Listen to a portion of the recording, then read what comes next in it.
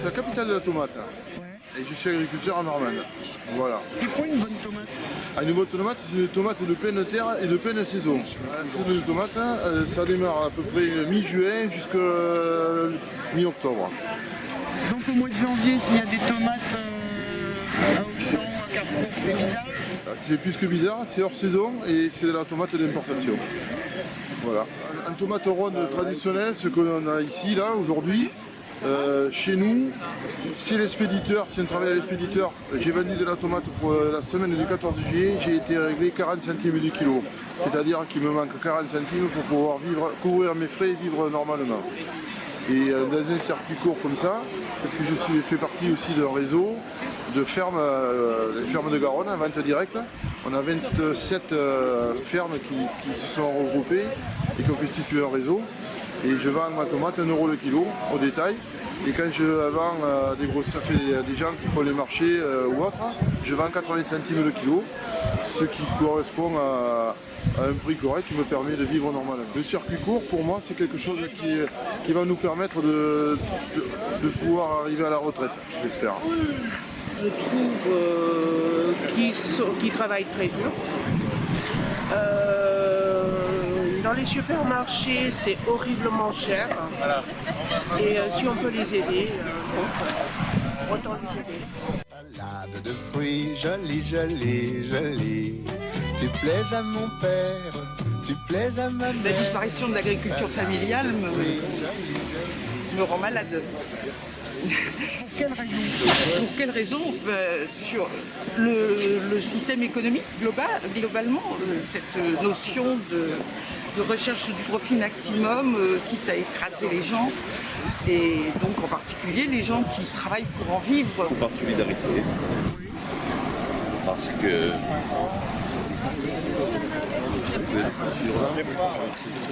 ils en ont besoin, et puis les produits français sont de meilleure qualité. Je fais régulièrement les marchés, les courses, et je choisis en général les produits français parce qu'ils sont de meilleure qualité, surtout aussi les fruits et légumes. Si vous faites les marchés, c'est que vous cuisinez vous-même, vous n'achetez pas des boîtes de conserve. Allez, c'est quoi votre recette de légumes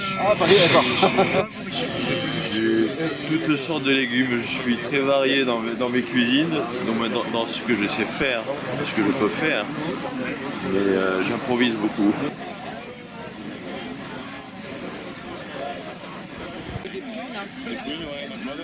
Aujourd'hui, la prune nous est achetée autour de 60 centimes le kilo et notre coût de production est environ de 80 centimes. Donc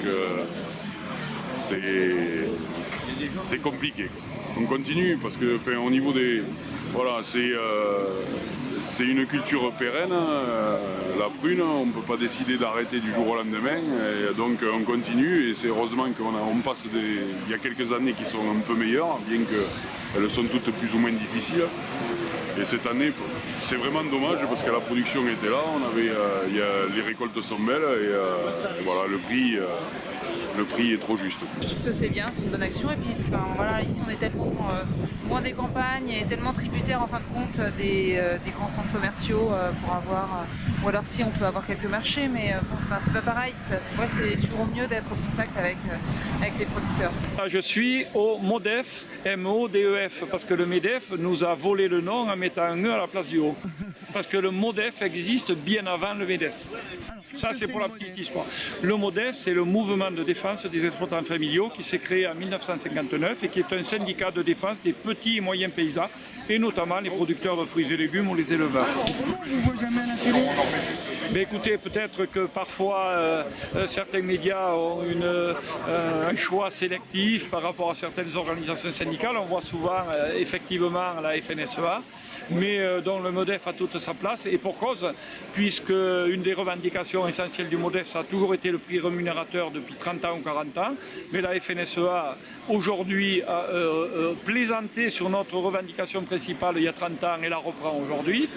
Quand on condamnait le comportement de la grande distribution il y a 15 ans, la FNSEA nous disait qu'on sciait la branche sur laquelle on était assis parce que c'est eux qui nous vendaient nos produits, etc. Aujourd'hui, je vois que les éleveurs de la FNSEA gueulent après les supermarchés, les centrales d'achat, etc. Donc ils reprennent nos revendications. L'action qui est faite aujourd'hui, c'est avant tout pour faire rencontrer les consommateurs, déjà, voilà, et puis venir faire la démonstration du juste prix, c'est-à-dire les prix des fruits et légumes qui devraient être vendus aujourd'hui dans tous les magasins de France et de Navarre, et notamment de Paris. Par exemple, on vend la tomate aujourd'hui à 1,5 €. On la retrouve dans les étalages à 2,5 €, 3,5 € la même tomate. Donc, ce qui veut dire que la distribution fait des marges abusives parce que ce n'est pas l'agriculteur qui se met les sous à la poche. Voilà, donc avec 1,5 €, ça permet d'avoir le prix rémunérateur pour l'agriculteur, 70 centimes, le prix de conditionnement et transport 20 centimes et 60 centimes pour la rémunération normale du distributeur. C'est de la production raisonnée, ce qu'on appelle, c'est pas du bio, c'est pas de l'intensif intensif, c'est intermédiaire, c'est-à-dire les producteurs qui produisent donc ces fruits et légumes utilisent des produits phytosanitaires, mais avec beaucoup plus de parcimonie que l'agriculture industrielle. C'est une belle opération et c'est nécessaire parce qu'aujourd'hui la grande distribution elle a détruit complètement notre image. Et en fait ce qu'ils recherchent de nous c'est qu'on leur fournisse de la matière première pas chère pour gagner largement leur vie. Les consommateurs, oui, on a l'occasion de discuter avec eux, ils sont contents.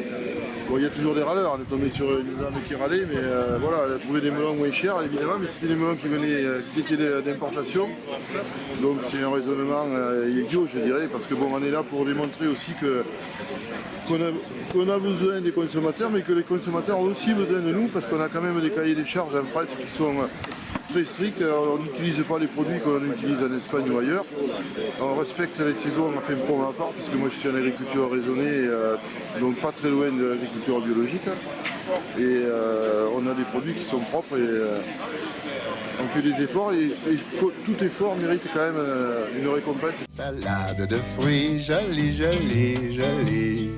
Un jour ou l'autre, il faudra bien qu'on nous marie.